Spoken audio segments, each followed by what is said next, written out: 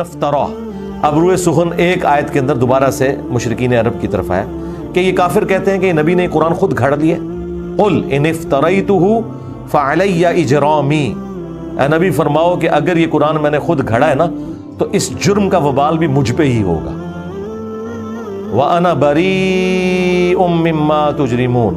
اور میں بریء ذمہ ہوں ان گناہوں سے جو تم کر رہے ہو. دیکھیں اللہ کا تو سٹائل ہی بات کرنے کا اور ہے.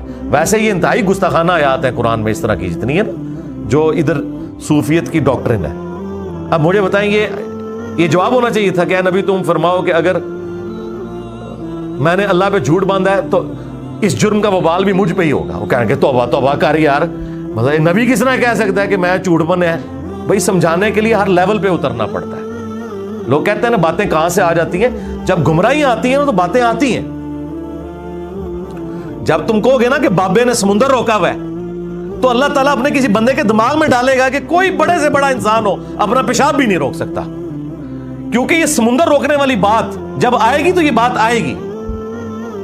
حضرت ابوبکر صدیق کے دماغ میں یہ بات کہاں سے آئی؟ قرآن و حدیث میں تو کہیں نہیں لکھی تھی کہ جو محمد کی عبادت کرتا تھا جان لے محمد مر چکے. قرآن میں تو نہیں لکھا ہوا تھا یہ, اور نہ کسی صحابی نے حضور کی عبادت کی تھی.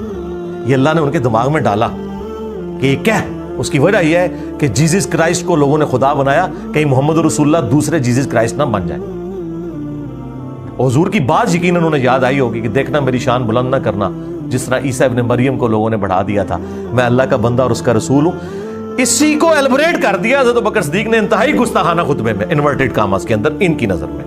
وہ ہمارے استاد مولانا اسحاق صاحب کہتے تھے نا, او بھائی جب توحید بیان کریں گے تو آٹومیٹکلی گستاخی ہو جائے گی. کیوں؟ تم نے توحید کو گستاخی سمجھا ہوا ہے, تمہاری نظر میں تو آٹومیٹکلی گستاخی ہو جائے گی نا. تو یہ گستاخی تو ہونی ہے, کیونکہ توحید کا تو مطلب ہی ہے کہ اختیار اللہ کے پاس ہے, مخلوق کچھ نہیں کر سکتی. پھر عجیب و غریب نا انہوں نے نا وہ مت اور عجیب و غریب واقعات مشہور کیے ہیں لوگوں کے جذبات کے ساتھ کھیلنے کے لیے. اور جی ایک بار وہابی دا تے سنی دا مناظرہ ہو گیا, حضور دی ذات ہوتے وہابی پوری رات جو ہے وہ ایسی آیتیں ڈھونڈتا رہا جس میں حضور کی تنقیص تھی, اور جو سنی جو ہے وہ نبی الاسلام کی شان ڈھونڈتا رہا. تو صبح جناب مناظرے میں جب دونوں اکٹھے ہوئے انہیں پوچھا ہاں تو راتی کے کردا رہا؟ سرکار میرے سامنے گلا کرو میں تھن پنا تواڈے بابیاں دا بابا آ گیا دنیا تے ہن. ٹھیک ہے, میں انہوں دساں کہ میں ابوبکر صدیق دا خطبہ ڈھونڈدا رہا تے منوں پتہ لگے کہ میں ابوبکر آر نبی نو مننا وا یا ابو جہل آر مننا. تو دس ابو جہل تو کینوں ڈھونڈدا رہا قرآن چوں کے کڈدا رہا؟ اور نبی کی شانیں جو تم قرآن سے نکال رہے ہو ان شانوں سے کس کو انکار ہے؟ کیا نبی کی شان کا مطلب یہ ہے کہ نبی خدا کا بیٹا بن جائے گا؟ عیسیٰ ابن مریم جیسی شان قرآن میں کسی کی نہیں آئی ہے, کسی پیغمبر کی نہیں. لیکن اللہ نے کہا کہ اگر اللہ ارادہ کرے عیسیٰ کو, ان کی ماں کو, سب کو ہلاک کر دے, اللہ کا کوئی کیا بگاڑ لے گا؟ عیسیٰ اور ان کی ماں روٹی کھانے کے محتاج تھے, وہ نہ تو کسی کے نفع کے مالک تھے نہ کسی کے نقصان کے. یہ اس شخص کے بارے میں آ رہا ہے جس کو کہا اللہ نے وجیہن فی الدنیا والآخرہ ومن المقربین, اور معجزات ایسے جو کسی پیغمبر کو نہیں دیے گئے.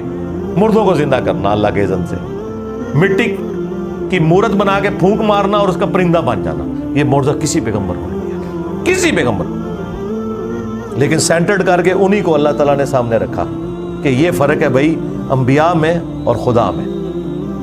پھر اسی طریقے سے چیزیں بیان ہوتی.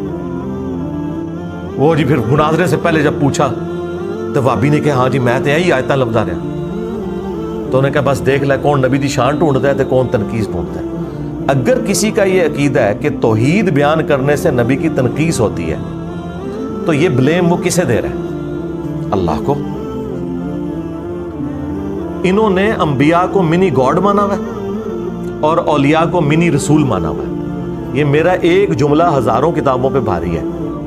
یعنی آپ ہزاروں گمراہیاں ایک کتاب میں جمع کریں نا اور آپ اس کی وجہ پوچھیں نا تو یہ ہے کہ یہ نبیوں کو منی گاڈ مانتے ہیں اور اولیاء کو منی رسول مانتے ہیں. بس یہ وہ فرق ماننے کے لیے تیار ہی نہیں ہے چونکہ قرآن تو پڑھا ہی نہیں ہے.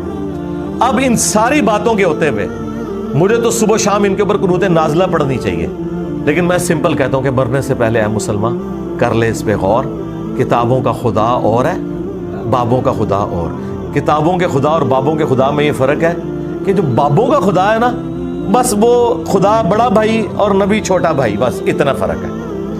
लेकिन किताबों का खुदा ये कहता है कि खुदा खुदा है, मखलूक मखलूक है।